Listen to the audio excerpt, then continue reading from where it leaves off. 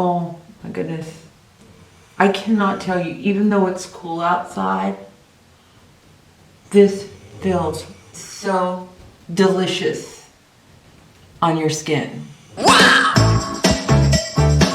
Come on. Move it over. That's it, baby. Good morning. My name is Vivian and welcome back to my channel. This is Skincare My Way, and today we are going to talk about wound healing after a chemical peel. And this is my lesson 3 in a series of 4 parts on how to do a chemical peel in the comfort of your own home safely and effectively. So after I did my chemical peel, I just want to talk about that when you do a chemical peel, whether you're doing it at home, in a medical office, in a spa, wherever you choose to do your chemical peel, a lot of times some people will have headaches after. I get really tired. It's almost like I went through this incredible workout. And so yesterday, I just kind of rested the whole day. I didn't do anything. I didn't wash my face. I didn't put moisture. I didn't do anything because I really wanted my skin to dry out. I could really tell the first phase of wound healing, which is the inflammatory process, had really taken hold, and my face was pretty swollen yesterday when I woke up. And today my eyes are still swollen, and what I feel a real dryness around my eyes right here. I also feel dryness around here. And when I woke up, because the way that the when you do a light chemical burn, it kind of just makes everything look really old. I always tell people you look older when you go through this process. And there are 3 parts of wound healing that I want to talk about. The first part is you go through like 3 days of the inflammatory process. And the inflammatory process is like your body recognizes that something happened, so it's going to be bringing the fluids to the surface of the skin to start the healing process, to get it going. And then you've got the proliferation phase and the remodeling or repair phase. So the proliferation phase is really when all the blood and everything's coming back and trying to fix. Because when you create a wound, that's what we do. We create a wound so the wound will repair. And it is the repair process through that proliferation phase that is going to start the collagen and the fibroblast and rebonding, rebuilding. And then you go through the remodeling phase, which is the actual, to me, the beautification, the results of your hard work. And this process does take a long time. You go through, I don't know, maybe 4 or 5 weeks. People think it's over like in 7, 8 days. No, it's not, because it continues on. But one of the things I want to discuss when it comes to really healing up from a chemical peel, or getting the chemical peel, healing up, going through the repair process, depending on your age, once the repair is over, your skin is dying again.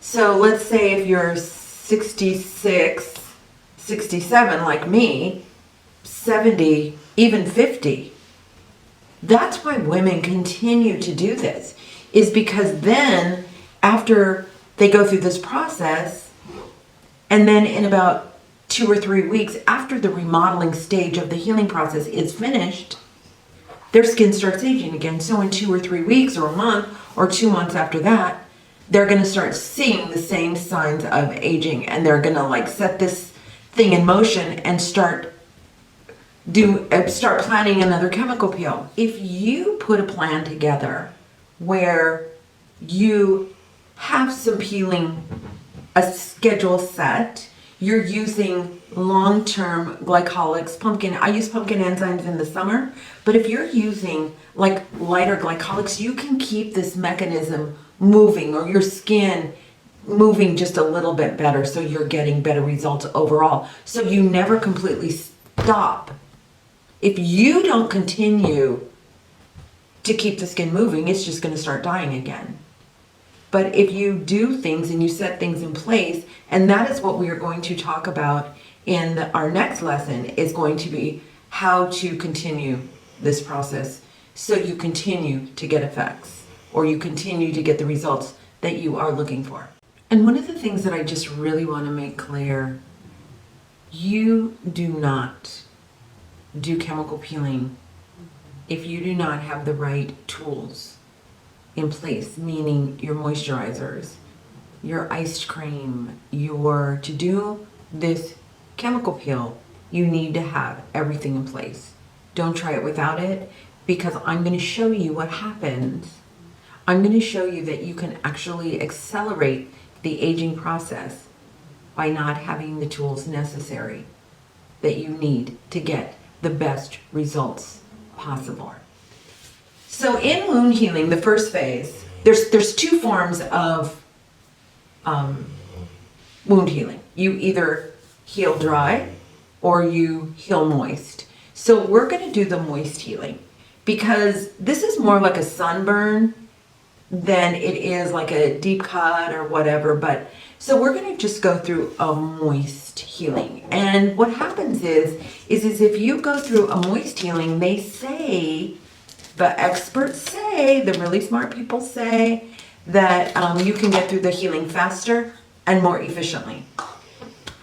But like most people, like most experts, they're just talking about putting a moist compress on the face or on the wound and then letting it heal up. But we're going to take it one step further. I am going to start dealing with the inflammatory process, because to me that's the first phase of healing, is inflammation. And I am in my second day of healing. Again, I did absolutely nothing day one except rested, because again, it makes me very tired.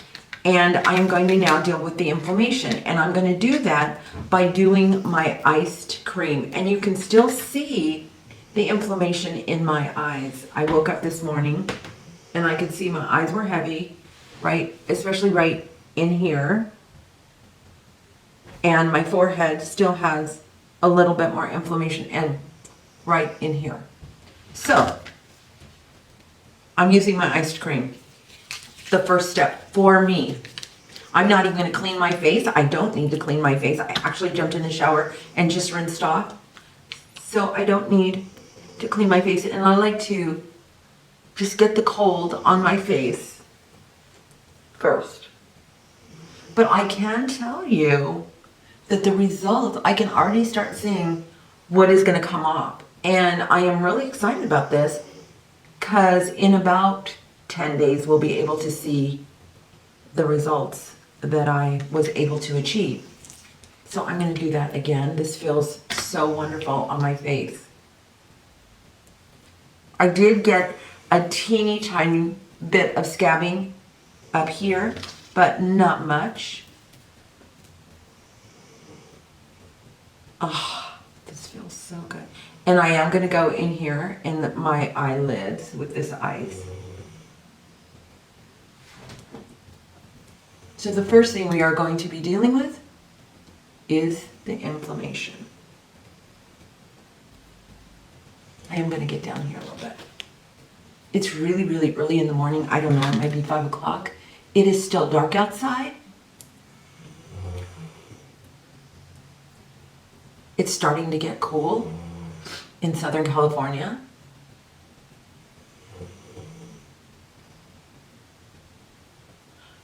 I'm going to be applying ice just one more time. Just get this going.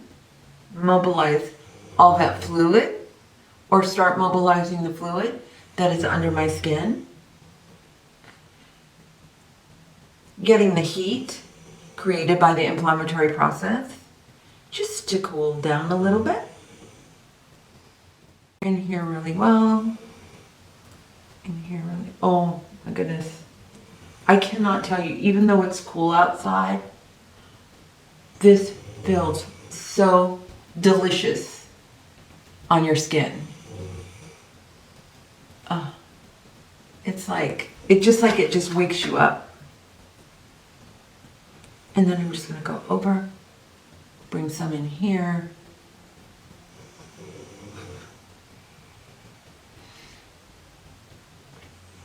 And then what I'm going to do is I'm just going to let this set, the coldness, just set on my skin for about 5 to 10 minutes. I will be back and take you through the next step. But the inflammatory process, when you do a chemical peel, lasts about maybe 3 to 5 days. But I can tell you that when you are going through a chemical peel, I have not heard of anyone that actually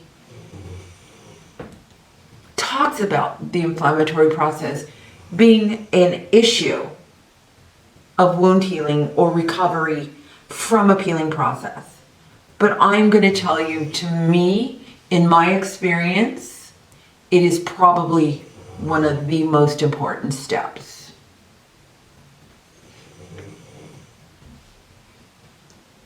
Okay, there you go. I'm just going to let this sit, work. It feels absolutely great.